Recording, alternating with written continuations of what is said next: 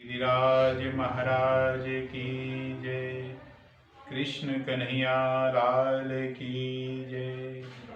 अखंड मंडलाकारं व्याप्तं येन चराचरं तत्पदं दर्शितं येन तस्मै श्री गुरुवे नमः।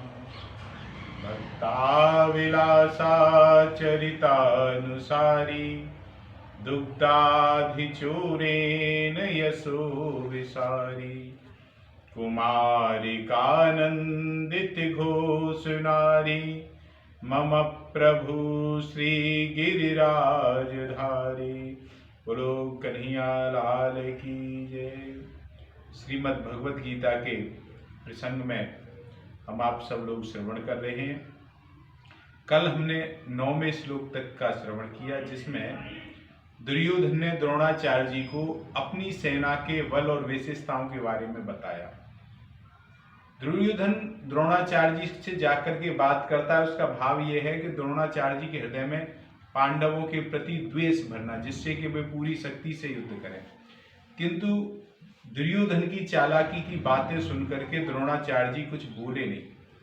अब बोले नहीं, चुप रहे, तो आगे दुर्योधन के मन में क्या भाव आए, यह आगे के श्लोक में संजय धृतराष्ट्र को बताएगा। क्योंकि संजय को व्यास जी द्वारा प्रदत्त जो दिव्य दृष्टि है, उससे वह युद्ध में क्या हो रहा है वो तो जान ही सकता है, किंतु सैनिकों के मन में भी क्या भाव आ रहा है किस सैनिक में, वह जान सकता है। तो यहाँ बताएगा कि अब दुर्योधन के मन के क्या भाव है, वह संजय बताएंगे। अपर्याप्तं तदस्माकं बलं भीष्माभिरक्षितं पर्याप्तं त्वदमेतेषां बलं भीमाभिरक्षितम्। अपर्याप्त अस्माकं हमारी, तथा वह बलम अपर्याप्तम हमारी वह सेना पांडवों पर विजय करने में अपर्याप्त है, असमर्थ है। क्यों असमर्थ है? क्योंकि भीष्माभिरक्षितम, जो हमारी सेना के संरक्षक पिता में भीष्म है, वह उभय पक्षपाती है। परंतु तू पांडवों की जो सेना, एतेषाम इन पांडवों की, इदम यह बलम सेना हम पर विजय करने में समर्थ है। पर्याप्तम पर्याप्त है। क्यों पर्याप्त है? क्योंकि भीमाभिरक्षितम, इसके संरक्षण निज सेना के पक्ष लेने वाले भीमसेन है। यह उसके मन में भाव आता है। अपर्याप्तम तदस्माकम बलम भीष्माभिरक्षितम। देखो, अधर्म अन्याय के कारण दुर्योधन के मन में भय होने से उसे अपनी सेना, पांडवों की सेना से जबकि 4 अक्षौणी ज्यादा है, उसके बावजूद भी वह पांडवों की सेना पर विजय प्राप्त करने में असमर्थ नजर आ रही है। कारण कि हमारी सेना में मतभेद है। दुर्योधन के मन में आया कि क्यों हमारी सेना संख्या में अधिक है, बल में भी अधिक है, लेकिन विजय करने में असमर्थ है। क्यों असमर्थ है? क्योंकि दुर्योधन विचार करता है कि जो हमारी सेना है उसमें मतभेद है और उसमें असमर्थ है। ये एकता नहीं है, संगठन नहीं है, निर्भयता नहीं है और निसंकोचता नहीं है। जितनी की पांडवों की सेना में हमारी सेना के मुख्य संरक्षक जो पिता में भीष्म है, वह उभय पक्षपाती हैं, अर्थात भीतर से वह कौरव और पांडव दोनों का पक्ष चाहते हैं, भला चाहते हैं। वह किसी का भी बुरा नहीं चाहते। बाहर से युद्ध वो हमारी तरफ से कर रहे हैं, हमारे साथ खड़े हुए हैं, किंतु वह पांडवों का भला चाहते हैं भीतर से। और कृष्ण के वे बड़े भक्त हैं, हृदय से वे युधिष्ठिर का भी बड़ा आदर करते हैं। अर्जुन पर भी पिता में भीष्म का बड़ा स्नेह है। तो ऐसी दशा में जिस सेना का सेनापति, मुख्य सेनापति जब दूसरी सेना के लोगों से प्रेम करता हो तो कैसे विजय होगी?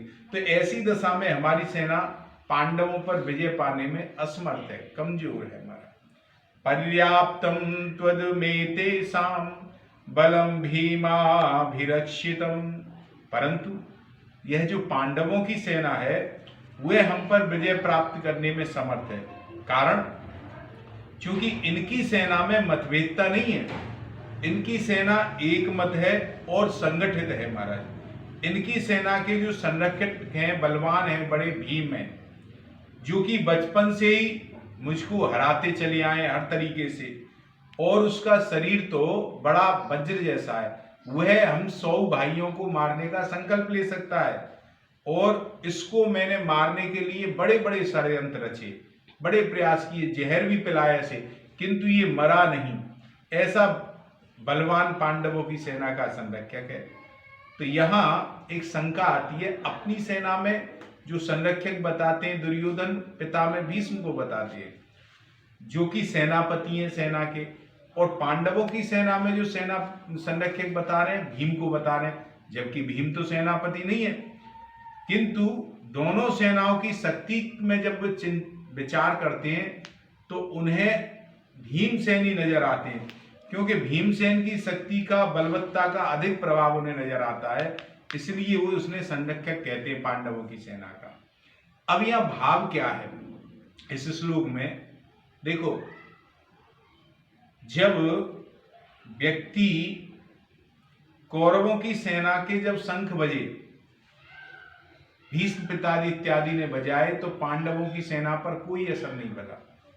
और जब पांडवों ने, अर्जुन, कृष्ण, युधिष्ठिर, भीम आदि ने शंख बजाए, तो ऐसा भारी शंखनाद हुआ कि दुर्योधन का हृदय भयभीत हो गया, भय बैठ गया उसमें। कारण क्या है कि अर्जुन कौरव सेना को देखकर किसी के पास नहीं गए बात करने के लिए कि चले हम किसी के पास है, जबकि अर्जुन ने धनुष उठाया, गीता के 20वां श्लोक आएगा पहले अध्याय का, और दुर्योधन ने पांडवों की सेना को देख करके द्रोणाचार्य जी के पास जाता है और उनसे पांडवों की व्यूहरचना के बारे में और उनकी शक्ति को देखने के बारे में कहता है। इससे सिद्ध होता है कि दुर्योधन के हृदय में भय बैठा हुआ है, और भीतर में भय होने के कारण ही वह चालाकी से बाहर से अभय दिखता है, द्रोणाचार्य जी को प्रसन्न करना चाहता है और उनको पांडवों के विरुद्ध भड़काना चाहता है।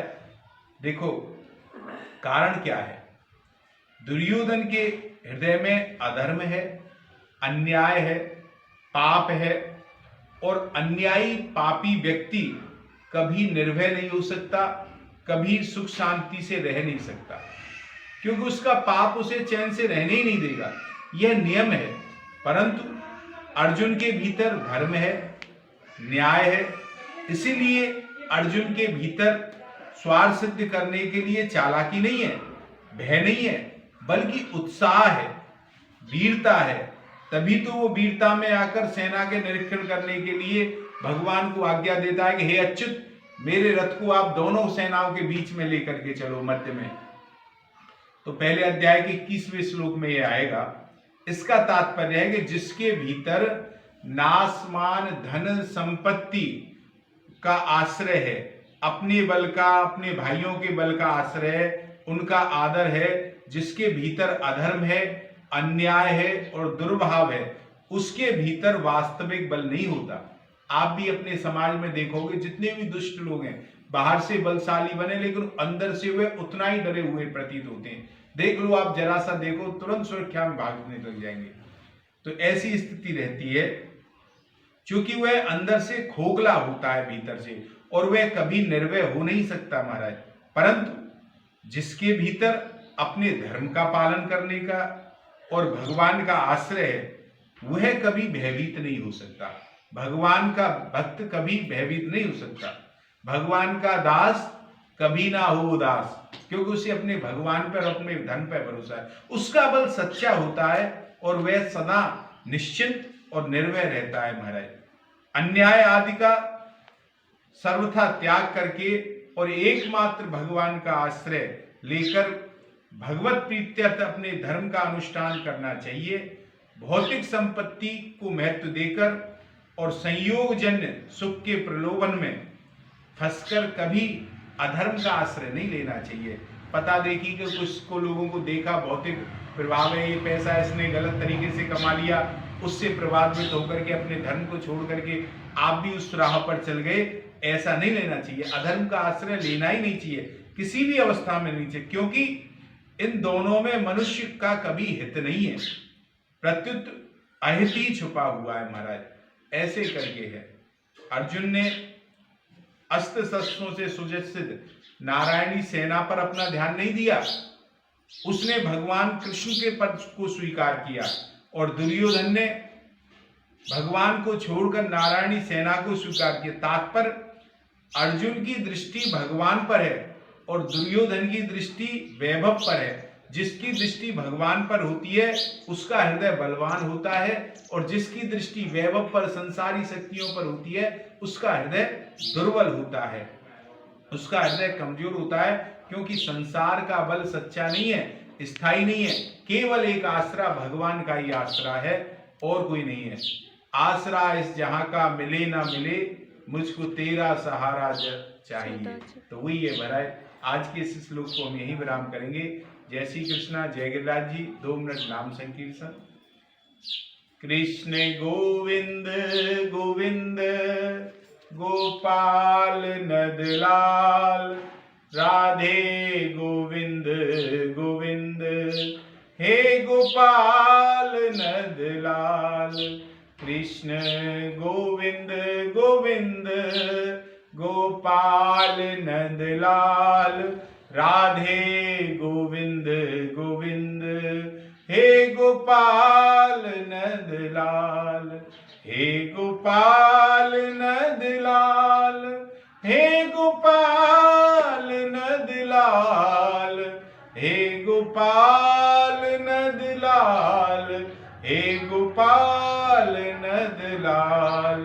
कृष्ण गोविंद गोविंद गोपाल नंदलाल, राधे गोविंद गोविंद, हे गोपाल